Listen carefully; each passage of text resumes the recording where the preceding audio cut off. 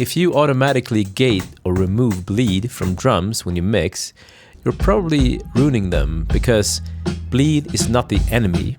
I'm Thomas Juth, and on this channel I help mixers and producers grow both technically and professionally. And today I wanted to focus on bleed because there are moments when you want to enhance it, bring out the spill and bleed from different mics. But then there are moments when you want to remove it or tame it a bit. So in this video, I'll show you a few examples of how you can work with bleed, either to emphasize it or to tame it. For a long time, I used to automatically remove bleed, especially on toms. It was simply my default workflow to gate them, clean them up, and make everything tidy. But over time, I got a much more balanced view, because sometimes you clean out the bleed and suddenly you realize that the drums lost some magic. They sound thin and lifeless suddenly. And these days I always stop and ask myself, is this bleed getting in the way or is it actually adding something? And there are times when I even want to bring out more of that bleed in a recording to make the drums feel more alive.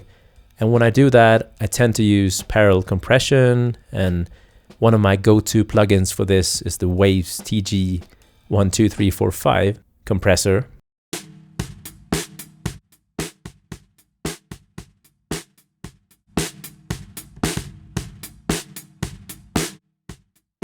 It has this great character, and in a parallel setup, you can really bring out the grit and excitement from the acoustic environment around the sound. It's like adding a bit of chaos, but in a musical way. And other tools you can use for this is something like an SPL Transient Designer or Sonnox Evolution, or any plugin where you can shape, attack, and sustain. But this doesn't just apply to drums. If the whole song was recorded live with real instruments in the same room, you want to be careful not to remove too much of that spill, as sometimes it can be what makes the whole song feel special. And a good example of this is early Beatles recordings, and those engineers didn't have a choice, of course. The vocal mic would pick up the drums and the whole band, and if you would mute the vocal mic in the mix, the drums lost energy too, because that mic was part of the drum sound too.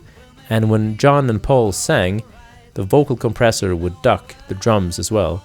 And when they stopped, the kit would swell back up in the mix, and that was a part of the sound.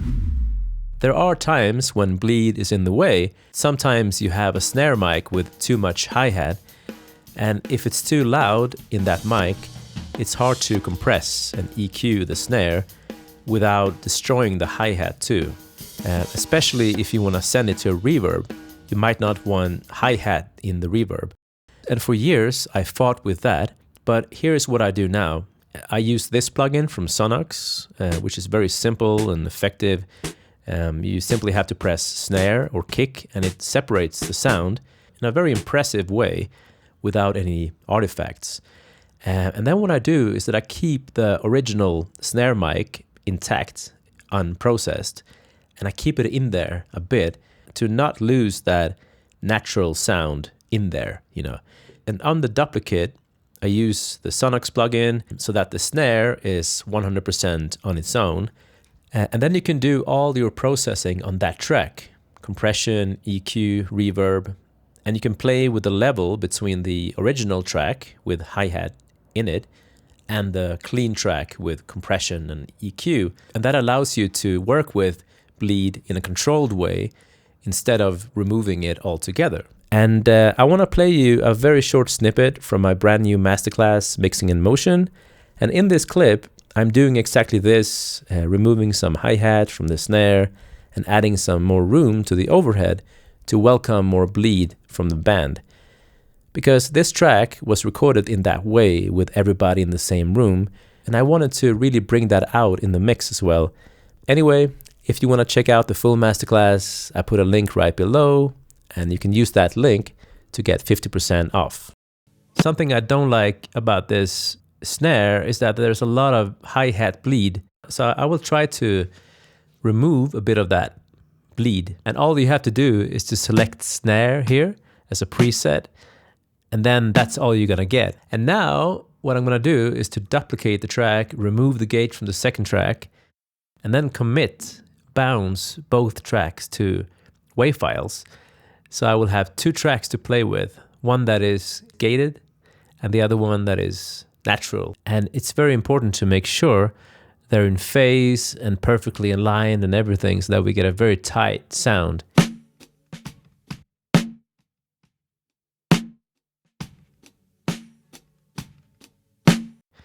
And what I'm doing now is triggering a snare that I recorded myself the day after in the same studio that has more snare in it to blend with our snare top.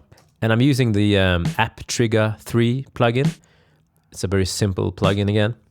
So let's have a listen to what it sounds like together.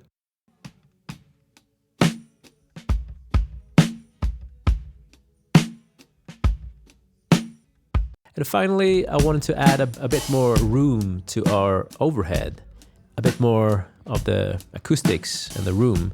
And here's another plugin from Oxford that is great for adding, bringing out the room in a recording and having less transients,